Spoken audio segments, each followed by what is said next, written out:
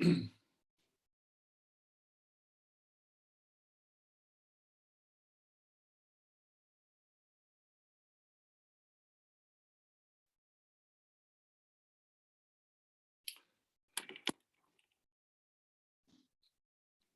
Miranda. Hi, Sam. Nice to meet you in nice picture. That's great. It's nice to meet you too. Yeah. Thanks for doing this. This is good of you. It's a pleasure. It's my absolute pleasure. Hello, Julia. Hi, Sam. Nice to meet you.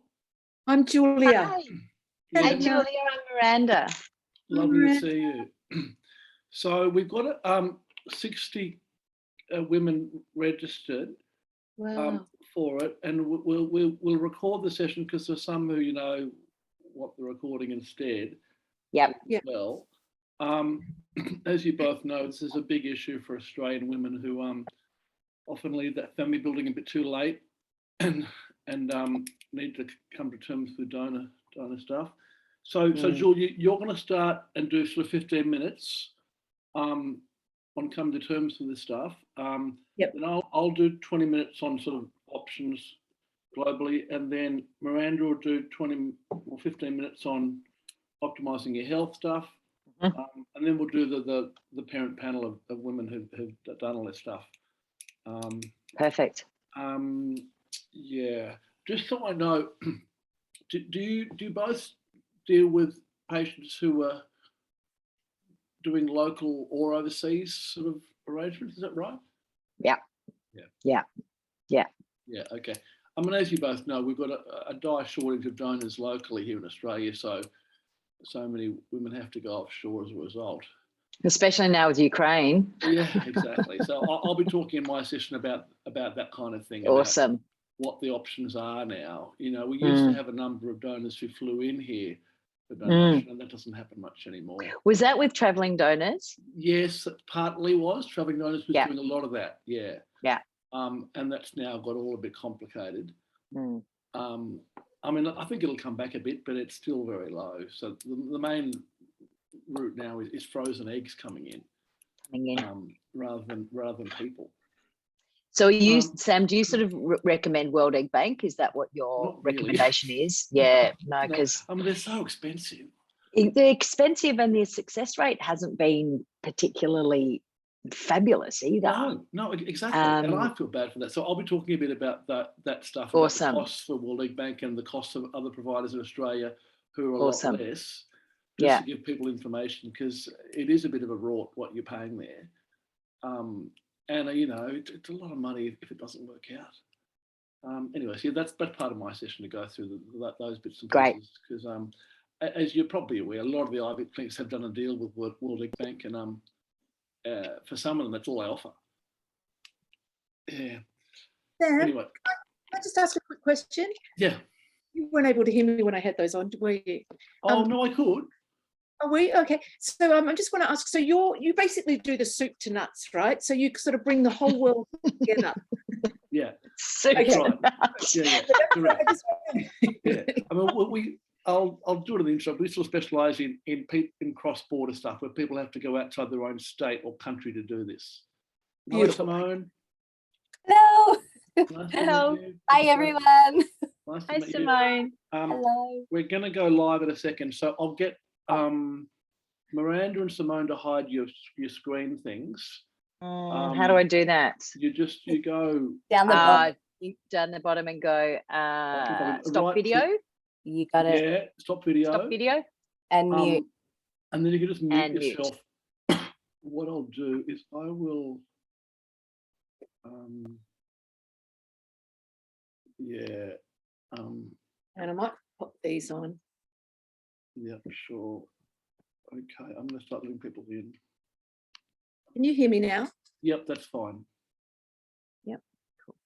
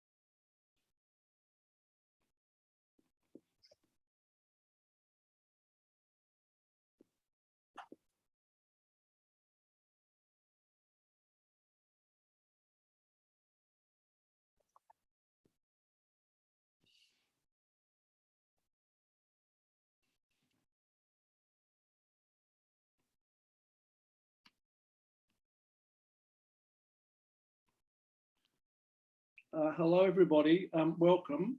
I'm Sam Everingham from Growing Families. For those of you who haven't been to a Growing Families webinar or event before, we're an education provider who really supports intending parents who are having to navigate family building across borders, whether that's egg donors or surrogates or all kinds of different permutations. I'm a dad by egg donation and surrogacy, and tonight we're running this webinar really focusing on egg donor issues. There'll be the chance for you to ask questions. There's a Q&A tab down the bottom where you can ask questions, if you like, of speakers, if we have time for them.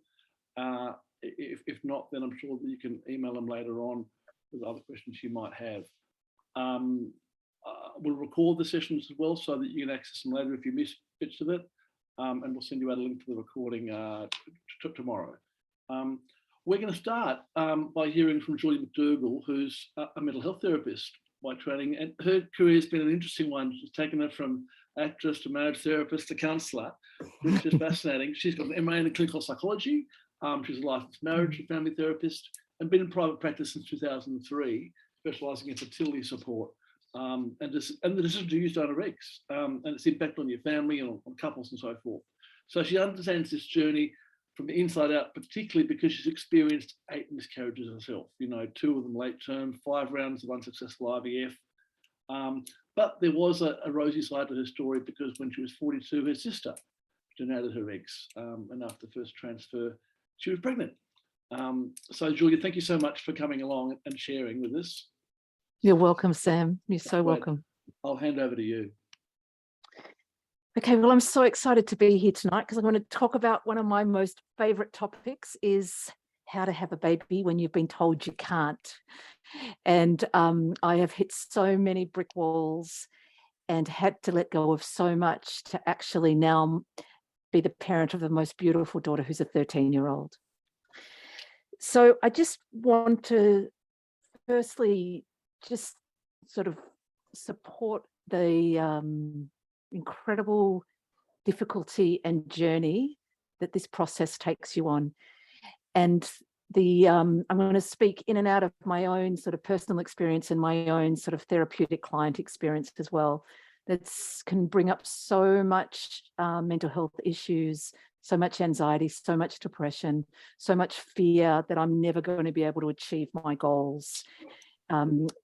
But it takes a tremendous amount of resilience and bravery. But I would have to say that myself and the women that embark on this journey have this profound determination of knowing that they want to have a baby and they will not be denied. And it's not a knowing that is an intellectual knowing, it's a full body knowing. Because if you are going to embark on the donor egg journey, you have to let go of so much of your dream, so much of the story you've created, so much of the whole sort of dream that's so detailed in your head and what the baby will look like and all of that. You've got to let go into the unknown and potentially have the DNA inside you of someone you don't know, or potentially a family member. I use the donor egg, the egg of my sister, which is what Sam said. It took a lot for me to get to the journey. As I was 42 by the time I had done all my egg cycles, and I had been bargaining with the Great Spirit and with my fertility doctor. Surely I can be the one who has the lowest AMH, the egg, the ovary reserve count. I had it so low. He said, "You will not be able to have your own baby." And I said, "I am determined I will." And he took my hands and he said, "I'm sorry, I'm not going to take your money anymore. It's not going to happen." And I was like a train had hit me and I was just broken and shattered. So my sister then called me up and she said, "Come on, let's sync up our cycles and I'm going to donate you some eggs." And I said, "No, I'm done. There was so much depression and so much exhaustion from the process. But something in me drew this incredible, okay, I'm just going to take one step at a time and I'm just going to go ahead with this." And ironically, with this journey with my sister, I had no attachment to the outcome. I'd been through so much and I was just let God, and I walked through it. So So I had, even though I was an incredible tomboy, I had this dream of having this baby, and I practiced with the doll until I was 13 years old. And when I actually finally achieved my dream, and this beautiful baby that I was holding in my arms, that was from the donor egg of my sister, and I got pregnant straight away. And the reason, just want to clarify, the reason I had 8 miscarriages was because I had a uterine septum, where my uterus was shaped like a heart, and I had to have an operation to open it up. So the babies would grow to 6.5 months, and then the blood flow would be cut off, and then I'd give birth. So harrowing, but I'm here to tell you, I look back on all of that now and just have this beautiful river of just kind of forgetfulness. I just have that it was all meant to be, and that it's all fallen into place. What do I just want to say is, there's so many developmental steps that you go through in choosing to be, choosing donor egg. Like I said, firstly, letting go of the dream. Then there's this incredible hope, okay, maybe I can actually step into the unknown and take that journey. And then you begin on the same, the incredible wheel of IVF. Will it work? Am I investing all this money? And then all of these myriad of questions come up. Will I love this baby? Will this baby fit into my family? Will it look like me? Will people think it's my baby? Will my partner love this baby and love me? Because maybe it's my partner's sperm, but it's not my egg. And there's just a myriad of questions. And I know, I'm going to be very vulnerable here, I know that I had this question about, will my baby be cute? Because as much as I love my sister, she's very serious. And I was like, oh, am I going to actually have all my sister's traits? And she does, but in the most beautiful way. And she is my incredible teacher. And so all of the things that come with my daughter Soleil are actually the perfect thing for our family, for our union. As you work through, and as I work through with clients, their little let goes and then their little openings, it takes quite a long period of time to actually come to terms with, I'm open to donor egg. I'm actually open to taking any. People choose not to because of stepping into the unknown. So a lot of my work is being able to tolerate the discomfort, being able to let go of the shore and sail into your boat and go off into the lake, and you don't know where you're going. And it can be terrifying because a lot of us are very committed to being in control, and particularly in this process that has to do with our body.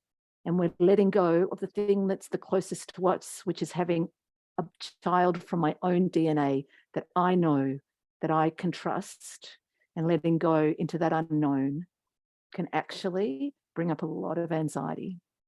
So it can be so important and fabulous if you find a great fertility specialist, great therapist that you love, that can help you transition and know that all these stages are really normal and really natural, and that you don't stop at any one of these stations. You just keep moving through them, letting the feelings move through you, and keep moving into the unknown, and slowly become way more practiced in living in that unknown. And then you've got the big unknown. You've got that beautiful baby in your belly, and you know nothing about her because he or she is not your DNA. Then that's another whole stage of letting go into the unknown. I want to just talk about the commitment to our DNA.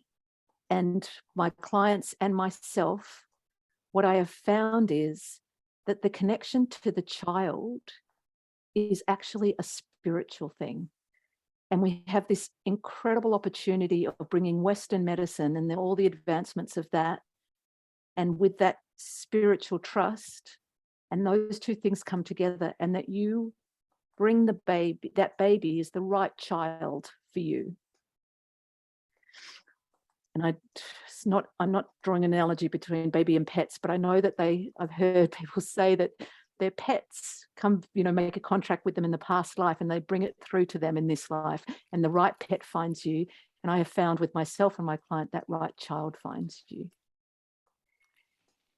And I think probably there's just so much that I'd like to say, but I just really want to emphasize that it's a journey that takes time and a trillion feelings and a trillion little steps along the way that get you to your dream. And if you are that determined and you have that courage in your heart and that fiery spirit of, I will not deny this is actually my calling, then you can make it through all those little stages, and people hold your hands along the way. And I just have a client who just had her second baby at 50. And I have a friend who had just had her second donor egg baby at 52. And they are so, so happy and so blessed. And they've all had their most incredible journey. And these women are a bit like that lioness on my wall there, that have really been through so much. And now settling into parenthood, they have this profound wisdom and maturity. And this it's very hard to describe. You kind of have this relaxation after you've been through that journey, and you have this surrender, and it makes parenting so much easier. And the last thing I'd say is, everybody I know, including myself and all my clients, when you hold that baby in your arms and you look into their beautiful eyes and you see the shape of their face and their beautiful body, and all of a sudden this journey all makes sense. Somehow you go, that's what I needed to learn, and that's what I needed to go through. And this child is perfect for me and my family.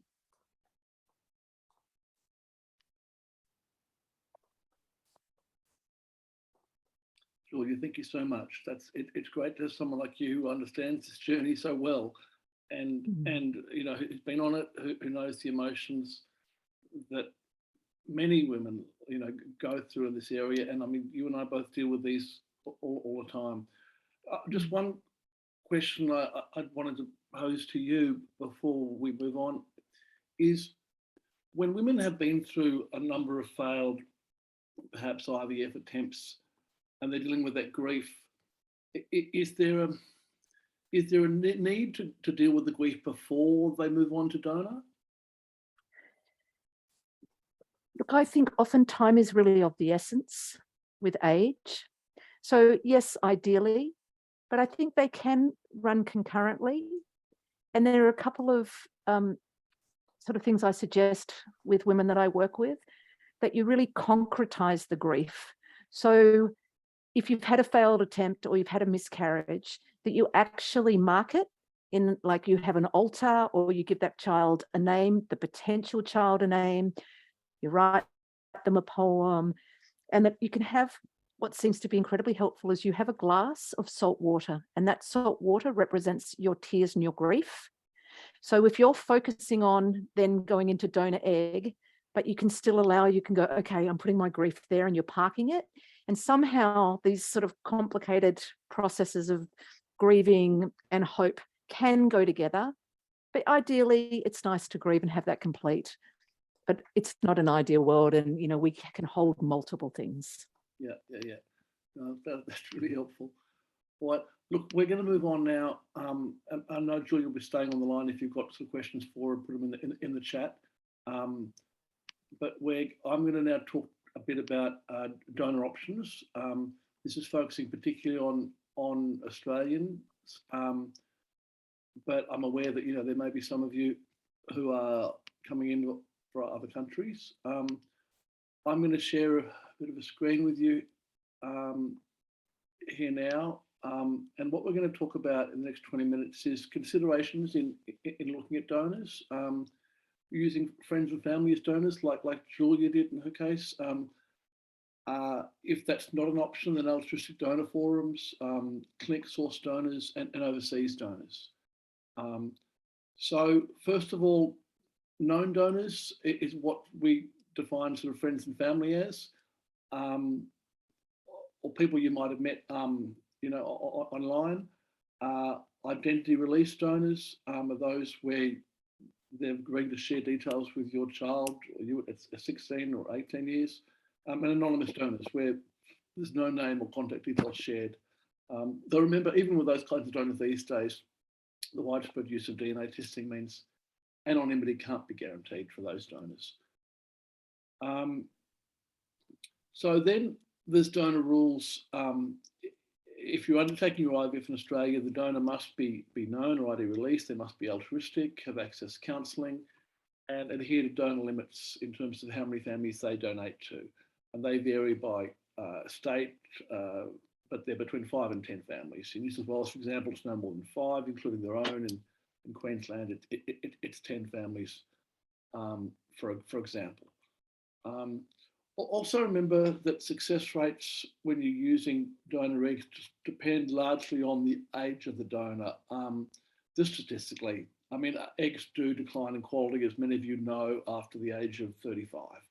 So, you know, the live birth rates for eggs from a 30-year-old are going to be 30-40% per transfer, dwindling down to 3 to 5% on average with eggs from a 42-year-old. So, I mean, many of the patients we deal with, you know, are coming to IVF at a later age, and it's hard. It's a really hard journey emotionally and financially at that age, and statistically, as you can see. The other thing is the live birth rates do differ based on how many days the embryos were grown to before they were frozen. You know, there's a higher live birth rate for clinics in Australia that use day 5 embryos versus those that use day 3 embryos, for example. Julie's talked about, you know, her sister is a donor, and we're going to have it on the panel a bit later on, hear from another mum whose sister carried for her. We'll look at that in the detail soon. Clinic recruited donors in the Australian context is hard because of our laws here in Australia around no payment and so forth.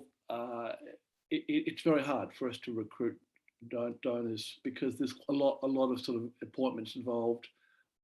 There's counselling involved, and a lot of follow-up and paperwork, and medical invasion of your body. So, you know, obviously for a good friend or family member, that's something they do out of love. But for other people, it is a much harder ask, and we struggle in that area. So clinics in Australia don't tend to have many local donors on their lists, and if they do, the wait times for those, you know, can often be up to a year or more. Forums is another way to go, where you go online to a forum like Egg Donation Australia, and you put your story out there, and you hope that donors might come forward and talk to you. And there are, funnily enough, a lot of Australian women who are happy to be donors. There are on the EDA forum and have donated multiple times to different families. The main complaint we get about these forums is that they're hard to use because there's no sort of pictures of the donors or details. You've got to sort of interact one-on-one with the donors when they contact you, and, you know, maybe go offline and ask them some of the awkward questions about their lives and their, you know, statistics and that kind of thing. And the other thing we do find here in Australia is many of the women who are donors on those forums are women who've had their own children already, and they know the value of a family, and so they're often sort of 32, 35 or a bit or older. So the success rates aren't as high as what you'd see in countries where the donors are a lot younger. So the pros of these forums is obviously their availability. Some of them, you know, well, not for eggs, but for sperm will home insemination. They may sort of have donated lots of times before, and that can be above donor limits. That can be hard. The other issue, obviously, is using overseas donors, and we're going to talk a bit about that now. It's popular really because there's a far greater number overseas. They can be compensated. They are more expensive to access, so there's more paperwork, and there's less contact with the donor, of course. Different countries have different rules about donor anonymity, and we are seeing a much greater trend here in Australia for family couples, singles, to want a known ID release donor for their child's sake, and only some countries like Ukraine and Georgia sort of have those kinds of donors, and the USA, of course, too. Lots of people ask me, oh, is it better to have, use fresh eggs or frozen eggs? And lots of women sort of assume that fresh eggs are better. And it does differ a bit by country. Funnily enough, in the Australian context, the success rates for frozen eggs are actually higher than they are for fresh. It's a little bit different in the USA, but certainly, the frozen egg live birth rates are still very, very high, and the data seems to show that for frozen eggs, they're just as good, if not better, than using fresh. This chart just reminds you that in the USA, for example, nearly all of their donors are under 30 years of age, whereas here in Australia, most of our donors are 30 years or above, 75% of them, just because they tend to be, similar age to the women who need those eggs in Australia. So there are, well, you can sort of travel overseas for donor IVF, and the common places that Australians go are the USA and Greece, Cyprus, in particular, and Spain, Georgia, and South Africa. Your partner can either ship their sperm or you travel to provide sperm to those kinds of places. If you're traveling, the advantage is, you could transfer fresh eggs over there. Some people like that, but on the downside, that transfer might not be successful. The success rates per transfer aren't that high, even with donor eggs. And the issue then becomes, can you stay on for a second transfer, or are you going to come back again? Because the issue is, when you're using an overseas egg donor, those embryos can't be brought back here to Australia. So you've got to travel over every time you need a donor. The costs of those kinds of programs differ quite a lot. In the USA, where there's a huge choice of donors and the IVF success rates are very good, the costs are also very high, 34,000 US often.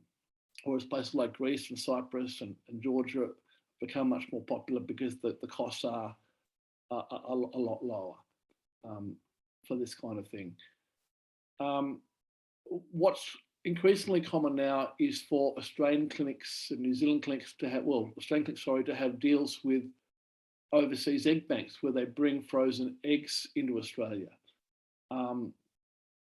Because the advantage of that obviously being, once the embryos are made, you've got them here, so you haven't got to keep traveling. The donors, the eggs that are coming in, have to meet those same requirements in terms of they've got to be altruistic and have counselling done, and adhere to donor limits. So there's a smaller number who are available to come in. The advantage obviously is you can stay with your Australian doctor.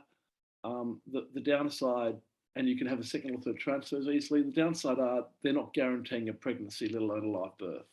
The costs are a bit high, and limited clinics in Australia offer these frozen egg programs. One of the big ones is the World Egg Bank. But again, they don't have a lot of donors that meet Australian requirements, and their programs are expensive. We'll come to that in a minute.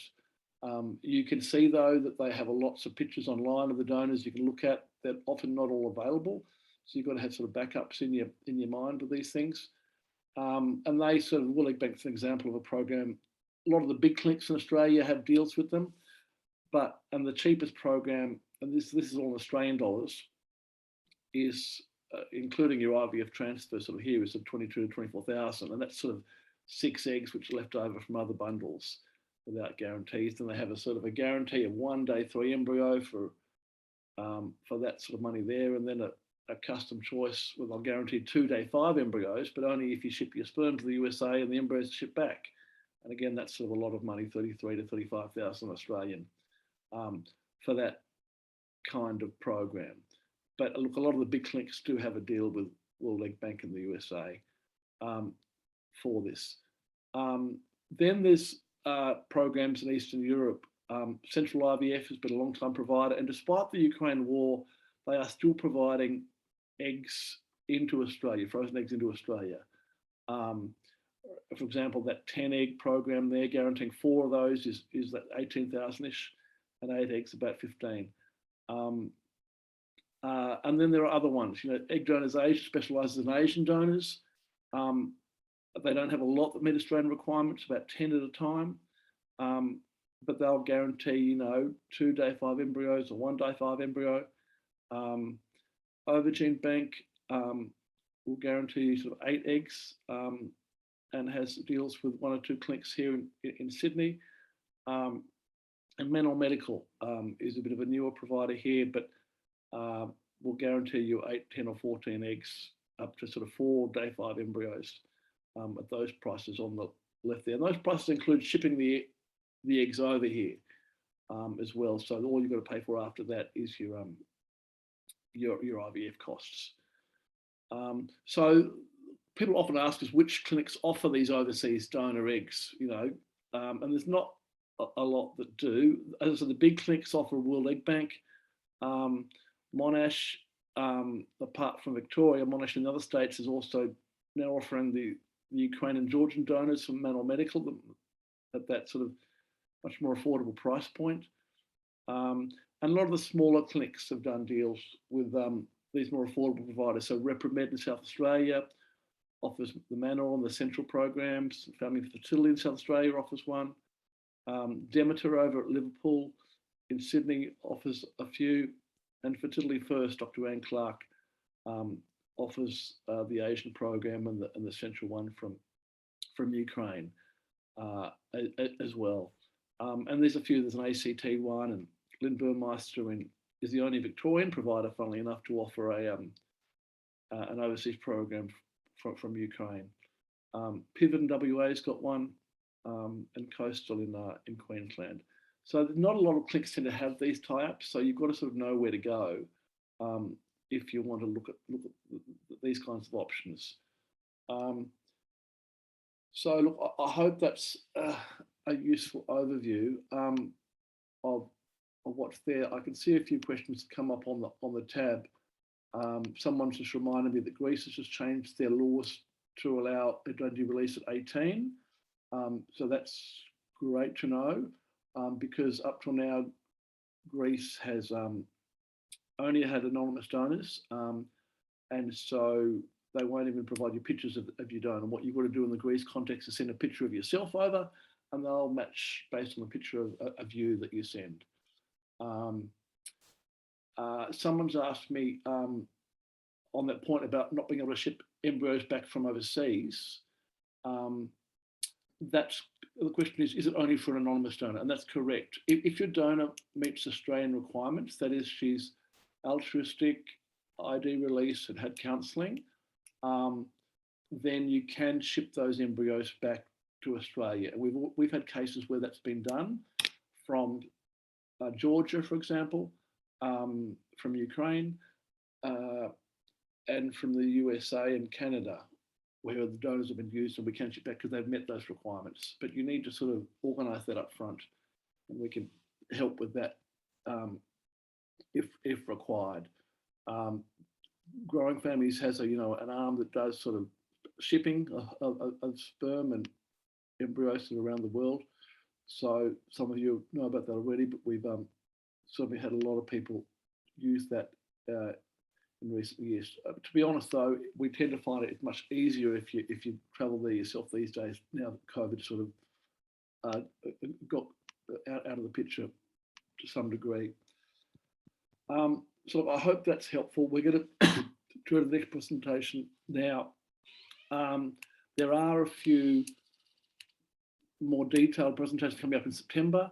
For those of you who want more information about particular countries, look on our website for those details for webinars in September. They're actually focused particularly on the European and UK markets, but there'll be recordings available as well, so you can access those too. All right. I'm now going to introduce you to Miranda Myles, who, hi Miranda, thanks for coming on here. So Miranda's a Hi, naturopath, Sam. she's an acupuncturist. She's focused on health and hormones, fertility and family.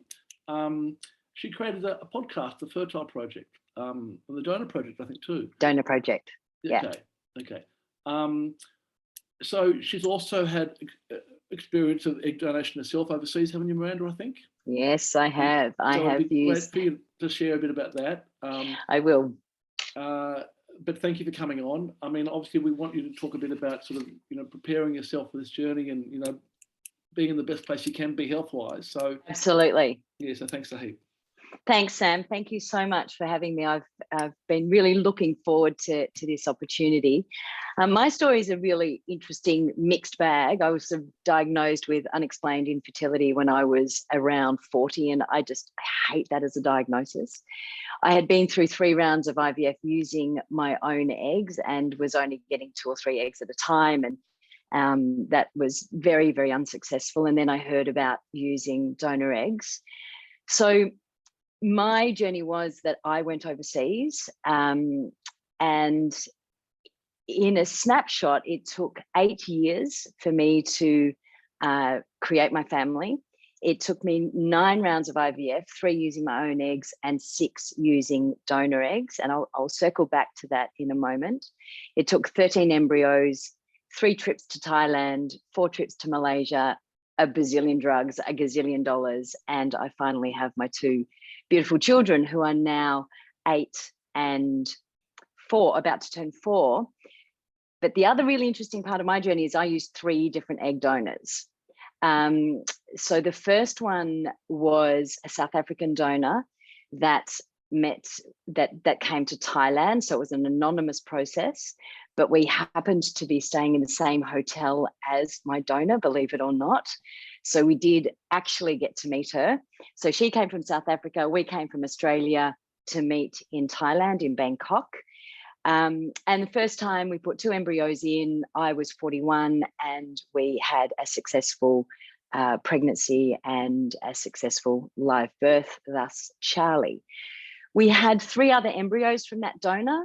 We used all of those, so another 2 rounds and nothing happened.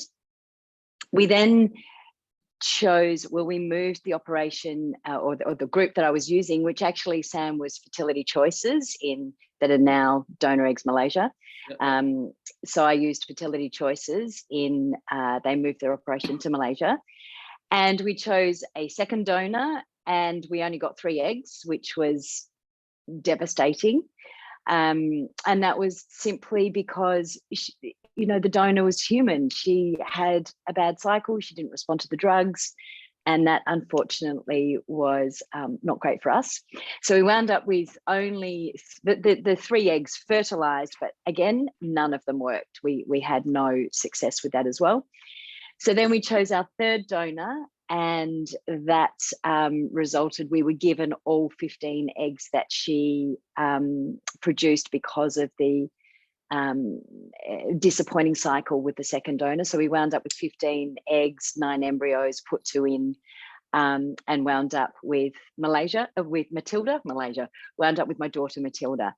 When we put the 2 embryos in, I think I actually was pregnant with twins. My HCG was very, very high. At 5 weeks, I had a bleed.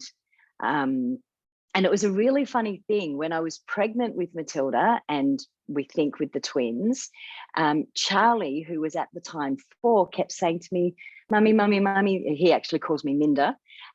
There's 2 babies in there. There's 2 babies in there. And he had no idea that we'd put 2 embryos in. Then when I had the bleed, I went straight round to my obstetrician, and he had a look, and we only had 1 embryo in there. And I went home, and that was great. Still had my beautiful baby, so that was fine. Went home that night, and Charlie had absolutely no idea what had happened. But he said to me, "Minda, there's only 1 baby in there now." So with this amazing energetic connection of my beautiful donor conceived child, which was Charlie, connecting with my other donor conceived child, which was a different egg donor. And to me, that just showed the absolute importance of blood. You know, they may not be your DNA, but they're absolutely your blood and absolutely your spirit, your energy, your vitality, everything. An egg only doesn't make a baby, right? An egg is just one tiny little cell. You are still so important in the process of creating that child. So that was really, really important for me.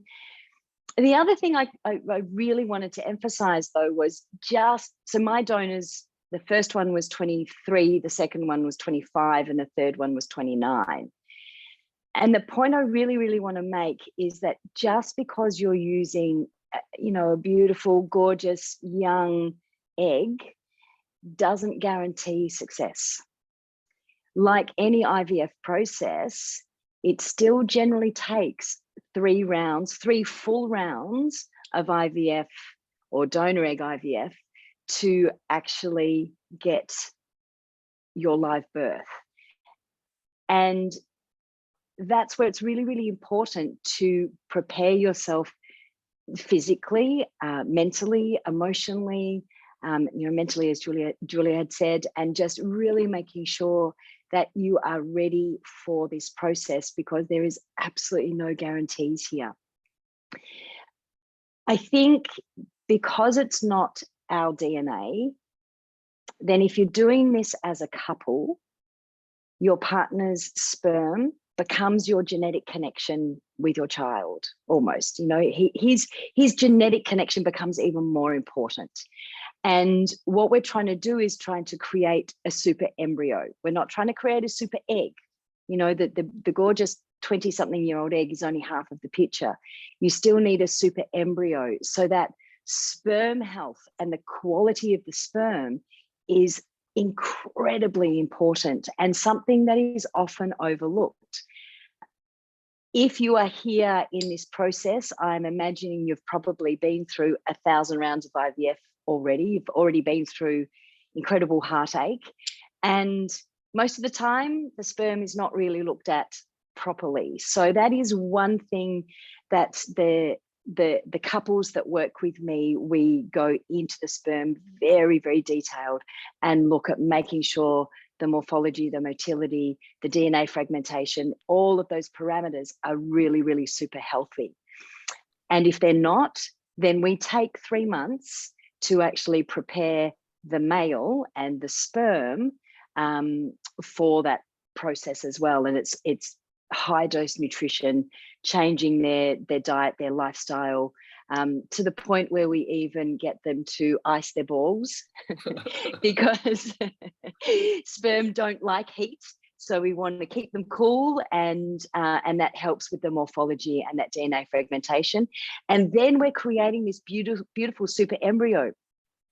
Sam, as you pointed out, that it's not necessarily a high success rate, and we want to get that success rate as good as we can. And we don't want couples going through this and then suffering early pregnancy loss. We have all been through so much. We don't need an early pregnancy loss. And not always, but often those early pregnancy losses are to do with the sperm, not actually the egg. And we tend to forget that. The men kind of can get a little bit forgotten in this process sometimes. So I think really looking after the health of the sperm, it takes 74 days to create a beautiful sperm. So that 3 months of preconception care is incredibly important to try and boost those success rates a little bit. Yeah, Miranda, someone's asked a question about, did PGD test the embryos from each donor when you did it?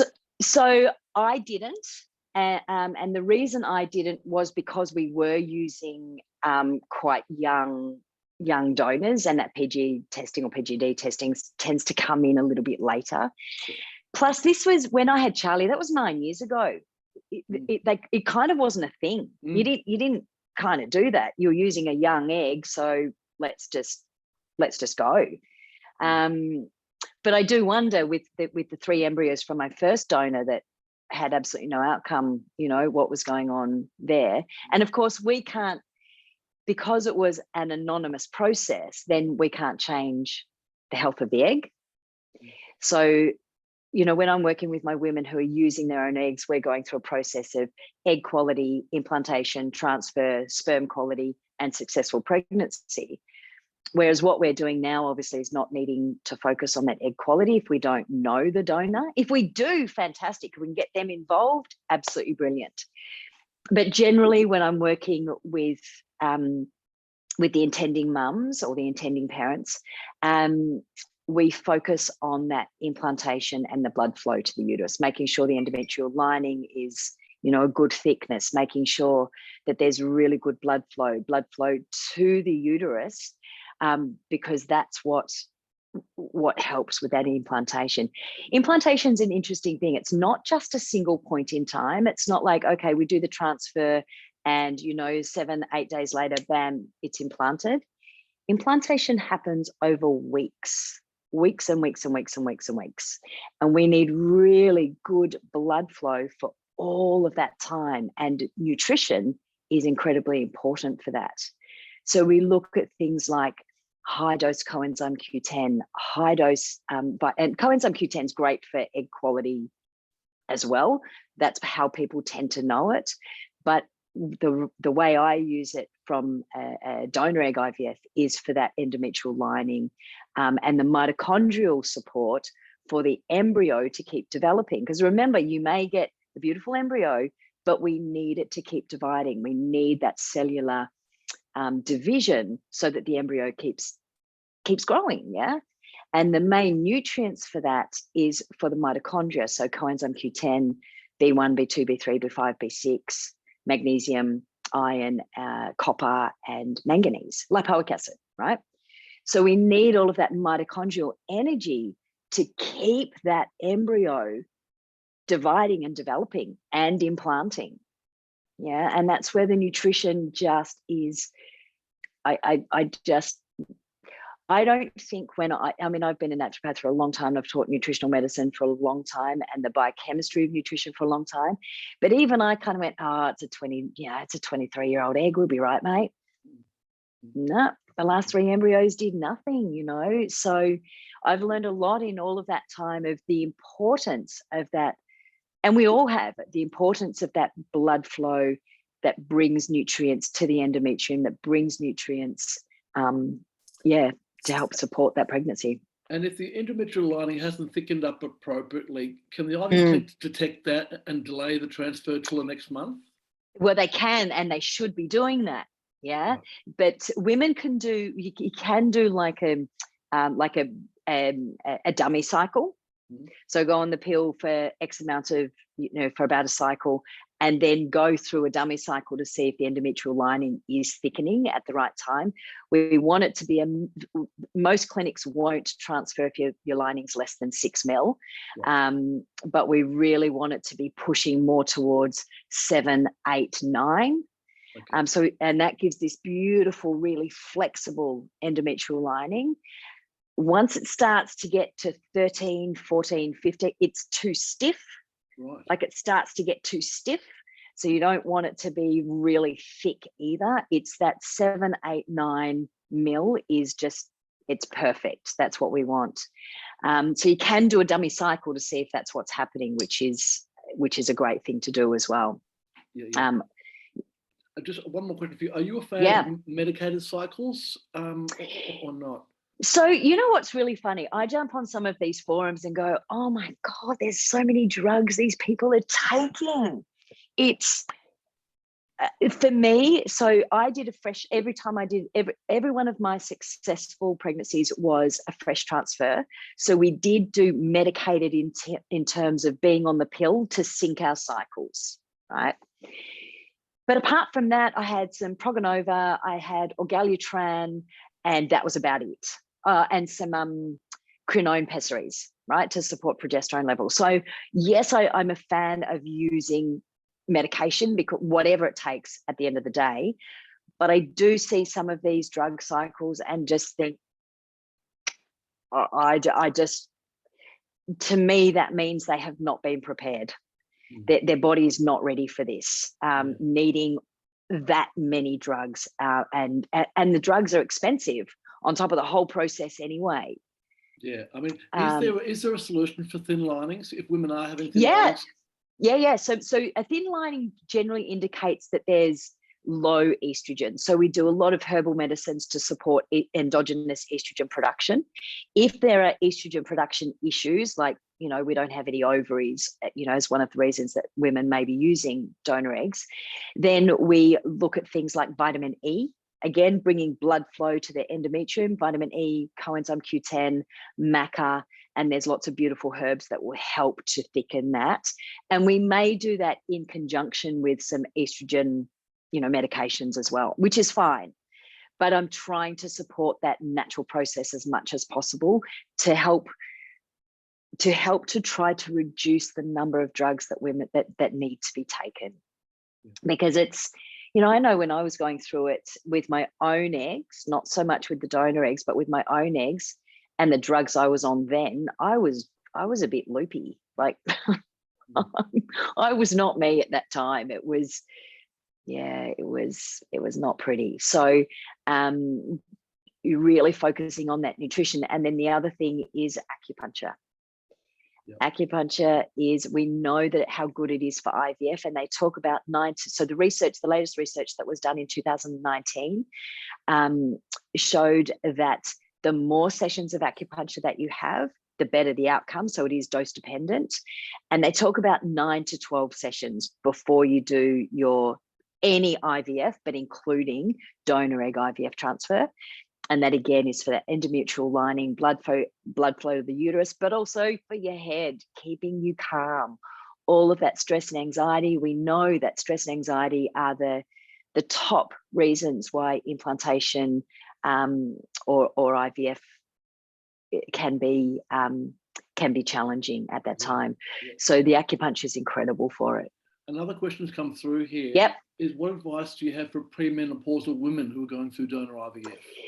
Yeah, so that's really interesting. So I'm 50 and my last period was in January. I'll just share everything here. And I still have 6 embryos in Malaysia. So as you said, Sam, I can't bring them into Australia. They're still sitting in Malaysia. We were going to go again before COVID hit. Then we couldn't go. So I have these 6 beautiful embryos sitting over there. And I now have not had a period since January. So I'm sort of going through this process of, okay, if I wanted to do it again, I absolutely can, but I would go on the pill. I would do that to force myself to have a bleed. Yeah. And so that we know when the bleed is, because again, we're not worrying about ovulation. We're not worrying about eggs. We're just worrying about when is the bleed? When is that progesterone kicking in for the endometrial lining? When's the estrogen kicking in? So yes, definitely go on the pill, but also helping to support those estrogen levels. So herbs like black cohosh are great for that. So women going through menopause or are perimenopausal and they still want to do this, you can still do it. Absolutely. We support that estrogen production predominantly. But one of the interesting things with menopause is we tend to think about it as an estrogen issue. Progesterone is actually the first hormone to drop. So we use a lot of Vitex or the herb chase tree for that, and B6 for the progesterone. And then for the estrogen, we're looking at black cohosh, dong quai, red clover, a whole lot of herbs to support that and to still, benefit a cycle. Right. So it can still be done. Yeah. And acupuncture again is brilliant for that. Yeah, perfect. Right. That's great. Yeah, I forgot to mention the Malaysia program before. It's one of those overseas ones where we are seeing increasing numbers of Australians going there.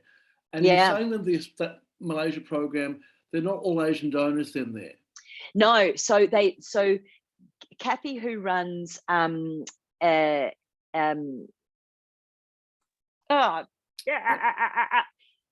Malaysian fertility choices, choices, yes. So when I was doing it, they were having the Caucasian donors. So initially they used traveling donors, which was the connection that I had with my first donor. The third donor that I had was from Ukraine. They're using central IVF, which used to be Manor and then changed to central. So they were getting their Ukraine eggs, but then they did change, because they were in Malaysia, they did change their focus a little bit and go to go to their Asian donors. So they don't have as many Caucasian donors now, which is, they did, but they're very much Asian focused now, and that's where Kathy works with fertility first in New South Wales. Sure. We'll time for one more question that's come in. With the acupuncture, when you say 8 to 12 sessions, over what period are we looking at there? So basically the preconception plan or the preconception programs that I've put together are 12 weeks. So there's 3 phases in 12 weeks. And if you do the acupuncture, one of my programs has 10 sessions, basically one a week. For that sort of 12 weeks. So 9 to 12 sessions, and not forgetting to do the pre and post IVF acupuncture is if you don't do anything else, do the pre and post transfer acupuncture. So within 24 hours before your transfer, and then within 24 hours after your transfer.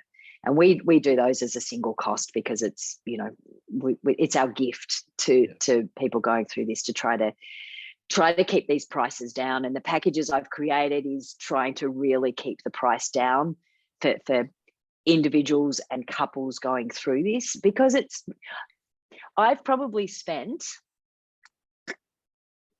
200, in excess of 200. Yeah, wow. So it's amazing. it certainly does. I get a lot of couples who just stop counting, because it does keep adding up. I didn't count for a very long time. I went, I can't do it. Now I've got my 2 children. It's like, okay, let's just see what this cost me. I put everything on hold for it. So Okay, thank you so much for sharing. Pleasure. It's great to have you here. If you stay online, that'd be great, because the questions might come in the Q&A. That'd be terrific. Yep. No worries. We're now going to switch to our parent panel, and Growing Families has been famous for running these panels for years now. So we're going to get Samantha and Karma to start their videos, and Simone and Tiffany. Hello, Sam. Nice to see you. Hi. Let me just find Tiffany here. Hi. Coming. Hi. All right, Hello. Great. Thank you so much for sharing, you guys, today. That's really great of you. So we're going to hear, some really different stories tonight. One of you's done double donation. I think, Tiffany, that was you, wasn't it? Eggs and sperm, and we've got a local story from Simone, and USA and South Africa and so forth. Look, obviously this is a really key an emotional issue for a lot of our intending parents, thinking, oh, look, what's it like? Am I going to bond? Is it going to work first, second, third go? Am I going to go broke doing this? Look, Sam, we might start with you. Could you tell us a bit about what brought you to Donor IVF? What had you done in terms of IVF in Australia? Sure. So I was, my husband and I were married when I was 37. I'd been married previously, but didn't have any children. And we sort of wanted to wait until we were married. We had all these sort of holidays and bits and pieces planned, and we thought we'd go off and have our honeymoon and come back pregnant. Very, very wrong. So we sort of, we were very well aware that we should wait, or we should try on our own for 6 months, no longer than that due to my age. However, I'm quite tight when it comes to spending money, so we kept going a few months more. And then, of course, we had to wait in order to get in front of a specialist. So we ended up seeing Lynn Burmeister here in Melbourne. Mm-hmm. She checked out my husband's sperm, checked out my AMH levels. I was positive that my husband was going to be the problem. But guess what? His sperm was perfect. Lynn went in and she did a hysteroscopy, a laparoscopy, DNC dye work, the whole kit and caboodle, just to make sure that everything was good. And she said to me, look, your AMH levels, they're not ridiculously low. They're okay for your age. I was 38 by this stage, just turned 38. So let's do some rounds of Clomid. So Clomid just stimulating the follicle production, and then I was doing a trigger shot to bring on ovulation, and then a little bit of progesterone support. And we did about 4 or 5 rounds of that because Lynn was adamant that that was really going to work for us. And it didn't. So we decided to go, after about 5 months of doing that, we decided to go into our first round of IVF. Can I just say that I lost count of the number of vials of blood that were taken from me. This is a good thing. This is a specialist that really wants to check everything out and make sure that, that they've dotted every I and crossed every T. So don't be alarmed by that. It means they've got your best interest at heart. So look, as far as, you know, we were I ended up doing 3 full stim cycles. Over those stim cycles, we probably got close to 40 eggs. So I had a lot of eggs. They just were no good. I would get, some, 6 to 8 cell embryos, but nothing was really moving nothing was really going past that. I remember at the beginning of IVF thinking, oh God, how are we going to afford to test all of these embryos, when we get them? How many will we test? Well, we only ever got 1 that made it to blast, and it was no good anyway. So but we did 3 full stim cycles, and at the end of it, I said to Lynn, I can't be destitute and not have a family at the end of this. So what do we do? So that's when she recommended, well, when I say recommended, she had a post-it, and she wrote on the post-it, Cape Fertility, and just sort of popped it across the table, and that was it. My husband went home that night and was Googling and trying to book flights and signed up to all the donor agencies and all the rest. I didn't know that that there was all these other fertility clinics that you could head to around the world. It was just that this was Lynn's recommendation. We sort of held her in high stead with her knowledge on it, so that's what we did. Anyway, I walked out and I hated Lynn. Funnily enough, got in to see another fertility specialist, Karen Pace, here in Melbourne. She looked over all of my bloods and all of my results. I also hated her at the end of the interview. She also, at the end, she told me I needed donor eggs as well. Look, I was 39 and a half, heading towards my 40th birthday. So I just decided that I needed to stop everything, drink, stop taking prednisolone, and just try to get my head around this whole process. I had emailed Cape Fertility in the meantime, just to see what things were all about. But yeah, I wasn't ready. I wasn't ready. How long did it take for you to be ready? Yeah, look, so that was sort of July-ish. It wasn't until the February the following year, in 2018, that I thought, this is what I really want to do. Funnily enough, I found a Facebook group, Egg Donor Angels Online, and met Tiffany in the March at my first brunch that we have here in Melbourne. We sort of try to connect that way, and we still do those very successfully. So decided that was it. I had to choose my donor and get things moving. So I did it all on my own. I had a GP that was happy to write scripts for me. At the time, Lynn was happy to provide me scripts for the stuff that the GP couldn't give me. As Miranda was saying earlier, I made sure that I had all of my acupuncture sessions. I did them leading up to the transfer 6 weeks before. They were a time where I just had 45 minutes to sort of lie there and think about how I needed my body to do this for me, and for me to really understand where it was. And I asked so many questions of the acupuncturist. I think it was probably a bit silly, but it was just me really getting my head around the process.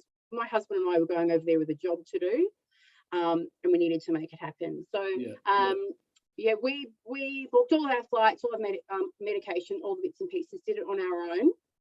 And liaised I didn't even have a Skype with Cape Fertility. It was all done via email. I look back now and think, whoa, how did this all come together? Do you remember how many embryos you made over there? Yeah, absolutely. I can even tell you, all the ins and outs of them. But so we chose a 28-year-old donor. In the end, she looked nothing like me. I just felt like she was the right person. Oh my God, there's some of the things I was searching for in them. I wanted a donor that likes to play netball like I did, and all these crazy things. soon that really didn't matter, and it was someone that I just felt a real connection with. So our donor, we collected 16 eggs. From those 16 eggs, we had 12 embryos. Sorry, from the 16, there were 12 eggs that fertilized. And from there, we ended up with 7 very good quality embryos. We transferred 2 fresh, and those 2 fresh embryos are now my boy-girl 3.5-year-old twins. Oh my God. Yeah, and we have 5 embryos in Cape Town, waiting for us if I can pluck up the courage to be more than a 2-child family and be outnumbered by children. So for us, it worked first go. But we didn't go over there without making sure that we had no autoimmune issues. We had all, you know, my lining was fabulous. Was I in the right headspace? I know that Julia mentioned earlier, was I breathing my own eggs? Was I ready to go? I was kind of somewhere in the middle, a bit like she said. I knew that a very good friend of mine, Karma, Tiffany, ladies also know Natalie. Natalie always says, keep your eye on the prize. And the prize for me was to be a mother, and for my husband and I to have a family. So there was no turning back.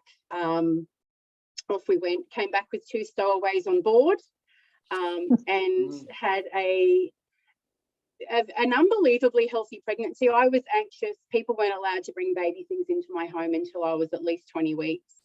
Yeah, I barely have any. I tell a lot of donor egg recipients now, take photos of your belly, because it's one thing I didn't do. I was just so anxious and concerned about losing, if not one baby, but both of them. And did they, because they were twins, did they come very early? No, so this is the thing too, my body, believe it or not, did everything it was meant to do. I had the kids at 37 plus 3, which 37 weeks is full term for twins. My obstetrician here in Melbourne, we used Dr. Joe Scroy, and he said to me, you've traveled the world to make these babies, let's get them here safely. So from our very first appointment, we decided that we were going to have a cesarean, just to make sure that both babies were born healthy. When I say that, sometimes with twins, you might have one baby vaginally and the other one goes, I'm not moving. And so then you're rushed into surgery to have a cesarean. That can happen. We just didn't want any risks. I was already anxious enough. Yeah, sure. Yeah. Now, one thing I did want to say, and look, I am a huge advocate, so I could talk all night, but one thing I did want to say, yes, we travelled in May 2018, but for my husband and I to travel, we did everything ourselves. So we had return flights. We ended up doing 21 nights in Cape Town, and you don't have to be there that long. Car hire, safaris, IVF, fabulous restaurants. We did all of that for 15 grand.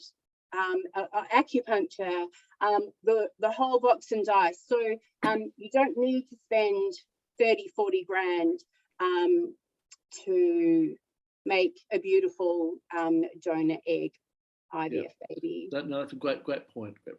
Thank you so much. Stay on the line, Simone. Let's go to you. So we're going to turn now to a local story. Simone, what did you go through? Lots of IVF before you stopped? I did. So, no, I wouldn't actually say a lot. My history of, I have a daughter who is about to turn 6. She was conceived with no medical intervention. We were, however, 2 weeks off starting IVF, and suddenly Christmas Eve, yay, well, the thing they tell you is going to happen, I was pregnant. So I then naively, in about 2018, everyone kept saying it's going to happen naturally again. And I just kept believing that my body was going to kick into gear and it was going to happen. It didn't. You know, we booked in the IVF and it was going to, no, didn't happen. I did a few rounds of IVF. My first round was with Melbourne, and none of them survived. I only got 4 eggs, none survived. We then did. How old were you then? I was 38. Yep. Around, yeah. We moved on. I felt it was best for me to find a another clinic that was a little bit more open to things like alternative treatment. I've been doing Chinese therapy since I was about 20 myself, that had a more holistic approach. So we did move to Lynn at number one. She was willing to take whatever I said and what I needed, but also she's infamous for being straight down the line. And I think by that stage, I really needed that. I needed someone that was going to tell me as it was. So I moved to her. We did one round she did some investigation first. So we did a laparoscopy, hysteroscopy, D&C. I ended up with natural killer cells.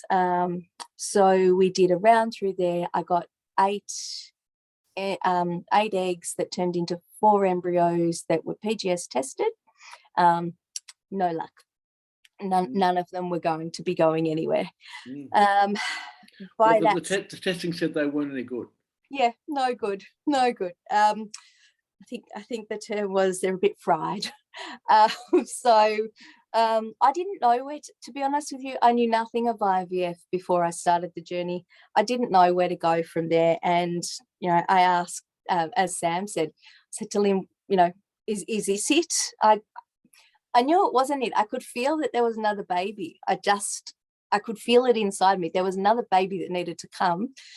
But I had lost faith in my body and in its ability to do the thing that we are designed to do, the thing that I kept being told we were designed to do. And she raised egg donation. And so I went through this process. Excuse me if I get teary. My baby is 10 and a half months. So it is still quite raw for me. I spoke about it. I did mourn that, maybe I wouldn't be having a baby with my own eggs, but probably more than that, I mourned the fact that I honestly did not think anyone that I knew would do that for me. I went down the process of looking at World Egg Bank, cried a lot of tears because there's no way we could have afforded to, in my head, travel overseas or do any of those things. I had I chat with my friends about it, had 2 conversations that ended in a week or so later, my sister and someone else who was a good friend offering their eggs. So I actually had 2 incredible people offering, and this, besides the fact that we actually had some hope and now, that someone would do that for us was just beyond me. But I'm a realist. So I gave them a whole lot of information. I said, before we go any further, you actually need to look at, the process of what IVF can do to your body, our relationship and how that would work. I gave them about a month. I said, just let's, keep the lines of communication open. They did some research. They both came back and said, yep, still doing it. So we actually went back to Lynn, and Lynn tested both of them. One of the girls at this stage was 35 and the other was 37. So I wasn't much older than them. Funnily enough, my sister, who breeds like rabbit, came back with the better results. So we then went into the conversation with Lynn was, well, of course you're going to go with your sister, aren't you? And it wasn't that way for me. I think by that stage I'd actually got my head around the fact that I actually didn't really, there were things that I didn't care about anymore. The things like my child looking like me and things like by that stage I'd let go of that. Mm-hmm. I knew this baby had to come. I knew it was, and I just had let go of it. So I actually didn't care which one we went ahead with. However, I think it was an incredible journey to be able to share with my sister, and with someone, whether it was my sister or not, someone that I had a really close bond with, that I could be really open with throughout the process. and that she could be open with me if she was, you know, having a tough time during the treatment or feeling frustrated. We're very close and we could talk about that really openly. Yeah. Was it difficult though saying to your friend, oh, look, I'm going to go with my sister? Was that awkward or? I think from the get-go, I had that conversation with both girls, and they knew that they were amazing. They were both like, you know, whether you go with me or you go with her, it's the best situation for you. We're happy to do it, but it was never once. And you know, my friend still looks at Zara, our daughter, and she's the best blessing ever. So no, there was no issue at all around that. Was your sister worried about whether it would work? I mean, letting you down? Oh, so there was a lot of we're real martyrs. I think we were both feeling like I didn't want to let her down, and give, you know, her have any issues. She didn't want to let me down. She came out of her egg collection, and I think there were 8 eggs collected. And for anyone that's been through egg collection, I think most people cry when they come out of it anyway. And she, the first thing she said to me was, "I'm so sorry." I'm like, "What?" This is the woman that was getting 4 before that. 3 of those 8 turned into amazing embryos, and one of those is now my daughter, who was just, you know, this incredible little embryo. So with Rose, we opted to freeze. I think for all of us, that was the best option. We wanted to test. We wanted some breathing time. I wanted the condition. I'm a bit of a control freak. I wanted the conditions. I didn't want to be at work. I'd sort of slowed down my work conditions so it would be as calm and in the right mental place as possible. So we transferred at the start of 2021. Just add a little COVID into the mix to really make life fun. So we were in lockdown, on and off, and right through it. Pregnancy was incredible. I loved being pregnant. It was amazing. I did a lot of it's been really lovely to hear. I did a lot of acupuncture. I come from a long line of people who meditate and connect. So it was a process of me reconnecting with my body, and learning to trust it again and watching it grow. There was a massive fear that we'd get this far and something would happen. I think we got to around 7 months, and we were told Bub had a hole in her heart. So just kept thinking, this, like, please work. So I did a lot of visualization. For me, my visualization was picturing laying on the bed and seeing my baby and just her smiling back at me. And I just kept picturing that. And it is the most incredible thing for that to be able to happen now. And she was born in September 21, the day of the earthquake, an hour after the earthquake. And she's been an absolute blessing since. Yeah, amazing story. Thank you so much, Simone. Stay in line. We'll come back to you in a minute. Tiffany, I want to talk to you now. You've got an amazing story. Can you tell us a bit about how you got to the USA using your donors there? Yeah, so mine's very long as well, so I don't want to bore you too much, but I froze eggs when I was 37. I had 33. Because you didn't have a partner, you mean? Yes, yeah. Yep. And they all died when they were thawed out. They were frozen incorrectly or something, and they'd taken on water. And when they thawed them out, none of them worked. Wow. So then I went through various IVF, probably about 6 or so,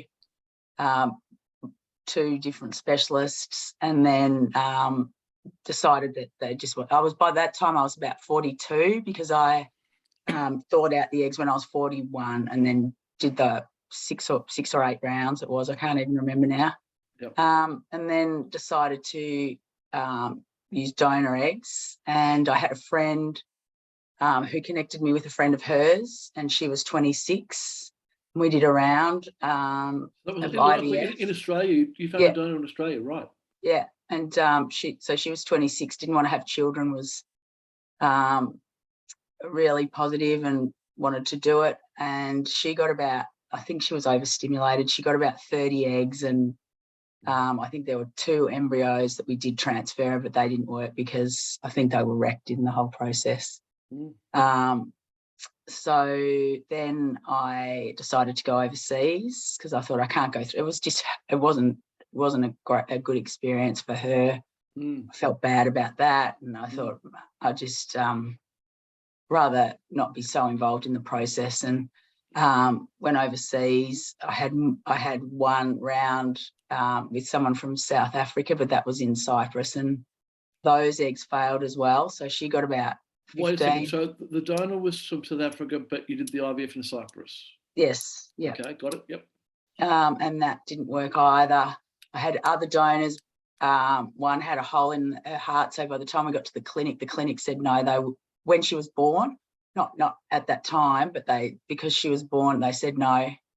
I had another one whose boyfriend was in a car accident the night she was both supposed to start. So by that time, I was using an agency in the US, and I just said, look, I didn't care anything about the donor by this stage, as in physical, what school they went to, whether they were, as you said, Yep. Sam, netballers or not. And then, so just said, just give me your most fertile, successful donor that you have on your books, and I'll meet her wherever she wants to go. And that's how I ended up in LA. And can I just stop you for a second? Yeah. We got to this stage too in our process of just saying, just give you someone really fertile. Yeah. Yeah. What kept you going through all this fails and all these sort of I just thought it's just a process. It's just I didn't feel like my body had failed other than the eggs. Like I didn't have it where I had uterine issues or physical health issues, or and I also didn't have a partner, so I didn't have anyone possibly saying anything negative to me about it. I did actually start to tell my brother early on, and he got all negative, and I thought, I'm just not going to tell him. So that was the end of him. I didn't tell him any for the next few rounds. He's like, oh, you're just losing money, you're this, you're that. And I'm like, you know. What about your parents? Did you let them tell them? No, not until I was 13 weeks pregnant did I tell them. Yeah, wow. Yeah. Wow. Samantha, what about you? Did you tell family or friends what you were doing? We did. So all of our family and friends knew that we wanted to start a family straight away, and then when that wasn't working, they knew that we moved into IVF. And then, I mean, these people were people that I really just, and when I say everyone, I would probably say that 90% of the people I know that I used donor eggs, and we went to Cape Town, and yeah, it was. I'm an oversharer. At the best of times. So yeah. So, Tiffany, coming back to you. So we're now doing donor IVF in the 3rd country. Yeah. Now, because we've done Australia, then Cyprus, then USA. Yeah. Wow. But you found a good donor company in the USA. Yeah. Which had a good range. They found you a really fertile donor IVF clinic in LA, was it? Yes, it was. Yeah. Yep. So okay. I used Global Egg Donors, and I think you know Robin, and yep. So she lives over there, and I went and stayed with her for a week beforehand, and my donor had actually stayed there the week before that, like in the same room and stuff. So it was sort of really nice, and we've got that mutual connection. And then so I just used a sperm donor agency over there. That was pretty easy. That was a lot easier than egg donors. It's just like a menu, and they ship it over, and it's waiting for the eggs. And yeah, so went over in July 2018, and had boy-girl twins also. Wow. So you were at that age, how old were you when you carried? 43 and 44. Yeah, wow. Is it hard at that age carrying twins? No, it was fine until around week 30. I was still walking to work and back, which is about a a 3 or 4 kilometre walk each way. But then I think I got preeclampsia, and I just started getting bigger and bigger and bigger. The fluid wasn't draining properly, but and I couldn't really move very well. So it was only towards the very end, and I've always had poor circulation in my legs. So I think it just, they said that having 2 there, it sort of cuts off the circulation a bit. So yeah, it was the pregnancy was fine. And I was like Sam as well. I was had cesarean at 37 plus 4. Big babies. One was 3.5 kilos. One was 3.05. oh my God. And healthy. And very. It's a great story. You're in a unique position because you've actually seen the donor IVF system in Australia and Cyprus and the USA. Yeah. Did you see much difference in how those different clinics treated the donor? Yeah, so I found in the US their procedures are more advanced. So it's more like, so there's not the separation between the clinic and the doctor. So the doctor who did who took the eggs out of the donor also did the insemination and the embryologist side of it as well. And he's got a success rate. He thinks over 90% for donor eggs, and it was all very sort of mechanical, like, and there sort of was heaps more information about the embryos, and I just felt they had so much more control over what was going on with the embryos in that laboratory than anything in Australia. Here it was like, oh, we don't know, we'll just, we'll give it a go. We think it's about a C grade or a B, or, but there it seemed far more. So I just think that they have more funding. It costs so much more there. They spend so much more money on research and their laboratories, and there's so many laboratories. They've got to be competitive. I just think it's a bit, in that way, it's different than here. It was very expensive, way more expensive than here, or in South Africa, but by that stage I was like, well, I've blown so much money, and I just needed, wanted it to happen, that I didn't. Yeah. I sold my apartment to fund it in the end. Wow, amazing. I mean, do you wish you'd gone to the USA first rather than? Well, of course, I could say that was easy, but I sort of was obviously hoping not to have to throw the kitchen sink at it financially. Sure. Which I sort of did a little bit in the end. Yeah. So I guess it was that. It was money. I mean, no one wants to unnecessarily, if they don't have to, lose. I work with a number of women who are going through this on their own. Are you saying to me, though, that it was a bit easier on your own because you didn't have to deal with the husband sort of nagging you about money and stuff? Well, it depends obviously on the partner and the relationship. Some people, I'm sure, had completely supportive. I've heard of all different, ranges, but not having to have someone even say negative things to me at all, I think was really good. And I had told a lot of friends, like, I share as well. It's really just my family. I didn't really want to, because it's their relative. It was going to be their relative. Like, they all know the history now, but I didn't want to. I don't know. I didn't want to have to explain to them all the time where I was at. Where if I was upset about something, I could just, sit on my own in my room and get over it myself, and then keep going. Whereas, I think, but if you've got a supportive husband, I'm sure it's far better than being on your own. But if you've got someone who's a little bit negative, or and also because I did it so many times, I'm sure a lot of people would be like, "Oh, just give up. It's not going to happen." Yeah. But I sort of just thought, I got nothing else to do. Like, what about? And I really wanted to be a mother. That's all, really. Yeah, totally. What's your plan about telling telling kids about using donors? Have you got a plan about how you're going to approach that? So I've already told them many times, and I've got books. And then Sam mentioned her friend Natalie has written a book as well, and I've got that book. And I just tell them all the time that I had to get egg and seed from someone else to have them. Mm-hmm. They don't really understand, but you know, it's the same. They don't have a father. I just say, you know, there's no dad in this family. And they're like, yeah, we know. So, yeah.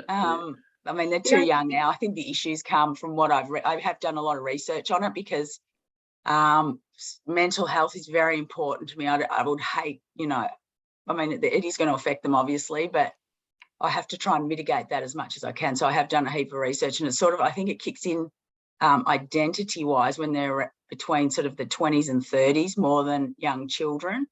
So, you know, and you probably get the odd bad comment in the teens or whatever, but they don't really, from what I've read, and I'm only saying in a majority of cases, I'm sure there are some cases where they're younger, but it's sort of that identity age, late 20s, 30s, that they get affected. So I just have to make sure that they're okay about it all, you know, all the way through, I guess. No, that's great. And we find that, you know, we tell all the parents these days, tell your kids early, and the ones who do, the kids are totally cool about it.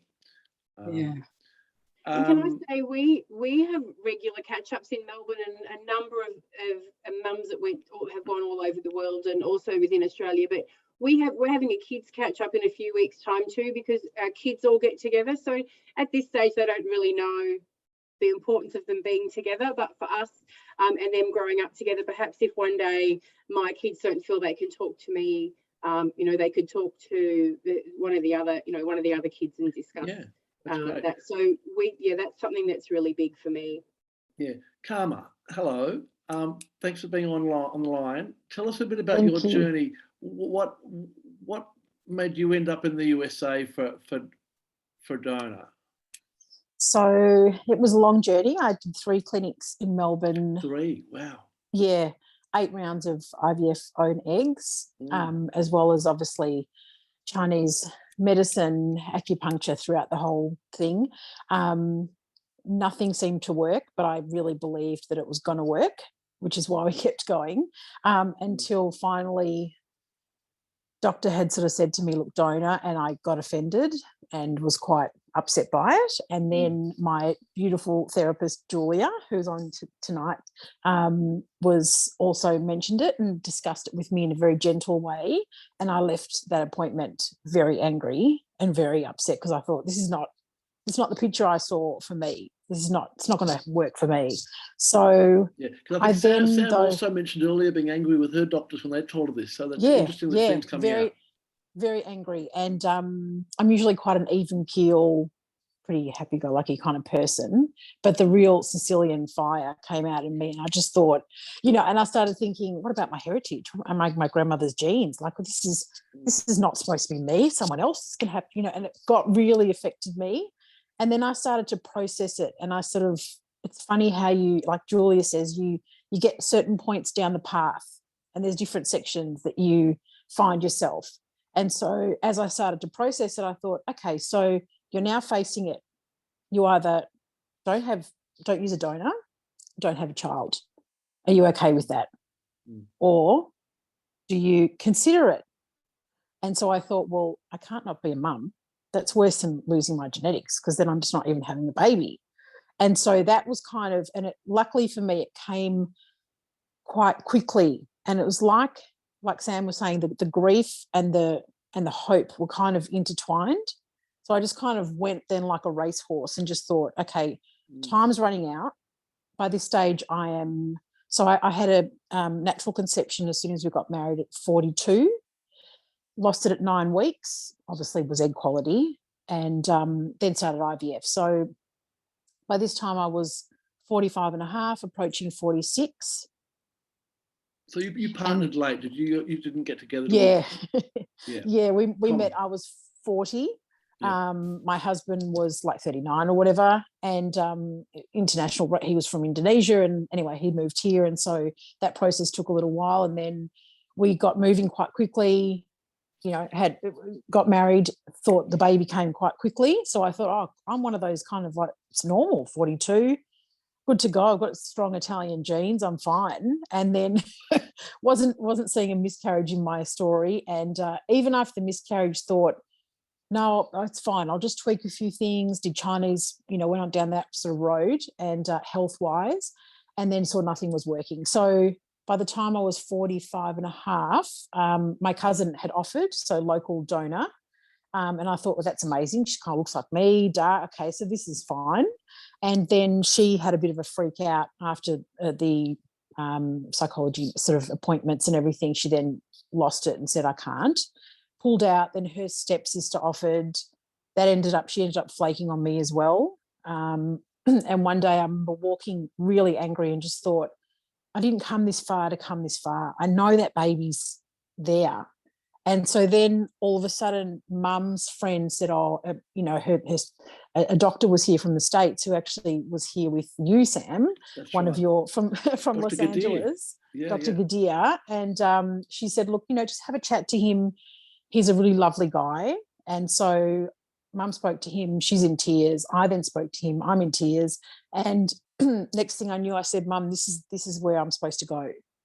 And we knew it was going to be like ridiculously expensive, but we just knew that's where we were supposed to go. I didn't even bother looking at any other clinics or anything. I just thought it's LA. So we went with him, and first donor looked like me. She didn't have a good success rate, so he said, I would suggest you go with someone else. Went with someone else who didn't look like me but had a genetic match with my husband on the panel that they do the testing. And then the third girl looked nothing like me. I said, just find me a donor who's available for September. I don't care, out of these top 11, just choose whichever. I don't care. She didn't look like me, tall, beautiful, blonde model from I don't know where, and blue eyes and the whole bit. And so I thought, okay, well, my dad's got blue eyes, so that, you know, I can, because at that stage too, I wasn't comfortable until literally this past few weeks coming forward with the truth. And I'm now ready to reveal to everybody that we used a donor. So that kind of has been a bit of a funny transition, but I'm really in a great place with it, thanks to Julia. And so the donor, actually, she was 21, collected 40 eggs, 37 fertilized well. Then we decided to do the testing because we thought we just want to make sure it works. So I think 20 eggs were PGS tested, and we're brilliant. And then we got 9 like perfect embryos from that. So the US, like Tiffany said, is, I don't know, this is kind of next level. It's like a well-oiled machine. It is, and like she said, all the points that she put forward is exactly what I was going to say. It's, you know, the competitiveness, the financial sort of money they put back into the clinics. It's just, for me personally, I didn't feel supported. I didn't feel my experience with clinics, 2 very top doctors here in Melbourne. There's no comparison. Like, for me, it was just, I'm glad we finally ended up in America. Yes, financially it was a lot, but yeah, we're very happy we chose the States. So we had our first, sorry. Remember, you had to go over the transfer during the COVID lockdown, didn't you? Yes, because the first one, so in 2019, we did the like egg collection and everything, and we went over for about 5 weeks to do with sperm and everything. And then I did a transfer. We came home. I assumed it worked, and it didn't. So I was like, oh my God, where are we now? Well, 21-year-old, and the sperm checked out really well. And so we then did a whole lot of testing, and some of the tests Dr. Gadir had asked me to do, I had been asking to have done here, which was the ERA biopsy. Anyway, they had always said to me, there's no guarantee that it's a successful biopsy to have. But as it turns out, it was, for us, the game changer, I think. So then we went back, thanks to Sam helping us during COVID in 2020, in July. And we did a transfer August, which was successful. And we were there for 6 months. We stayed for 6 months because we couldn't get home. So we were stuck in LA for 6 months. We kind of loved it. It was expensive, but yeah. So, yeah. Amazing Here we story. go. Yeah. We're nearly out of time, but sorry, my voice is going. That's Simone, okay. there's a question for you that's come through. How do you feel about your sister being genetically linked to your daughter? I mean, with any feelings of anxiety about your daughter thinking of your sister as her mum? I think I went through that very early days, and I don't in any way now. Like if you saw both of my daughters and you had to choose one that appears donor conceived, it would not be Zara. Zara could not look any more like me. The combination of my sister's genetics, the genetics, and my husband, somehow she looks like me ridiculously. But they've got a very special bond, and you can see that. You can see my sister, just adores her, but she just adores her other niece just as much. She's got a science background, and she's very understanding, and her husband put it this way, I absolutely love this. If you were going to offer someone your kidney, you wouldn't keep ringing that person going, how's your kidney? Is my kidney all right? Like Yeah. it's so very early days they adjusted, the perspective to that. And I just think it's beautiful. She's to my sister, she's my daughter, she's her niece. And she just adores her. I went through the process, I think a lot of people did, of probably for me more than anything, is she gonna love me as a mum, or is she ever gonna look at my sister and somehow miraculously identify her as mum? She's mummy's girl through and through. So yeah, it's beautiful. That's great. That's really nice. Look, I thank you so much for sharing. It's great to hear all your stories and the diversity of them, and it gives a lot of people hope who are on here thinking, will this ever work for me? So those of you who are online, please reach out for support if you need it. We've got an incredible network of people we can refer you to, whether it's doctors or counsellors or naturopaths and so forth. Or just people who've been and walked in your shoes, to hear from. There's a number of events online coming up or face-to-face in the months ahead. As I said, next month there's some webinars on donor and surrogacy stuff in the US and Canada and other countries. So have a look at those if you'd like, if you want more information. Or reach out to us if you need more stuff about what was talked about today and want referrals to any clinics or programs that were mentioned. Great to have you all here. It's good, and we'll send out the recording tomorrow. Thanks, guys. Thanks for having me. That was great. Thanks, Love having Sam. you. It's really nice. Thank you. Thank you. It's great. Thanks. Thank you. Thank you.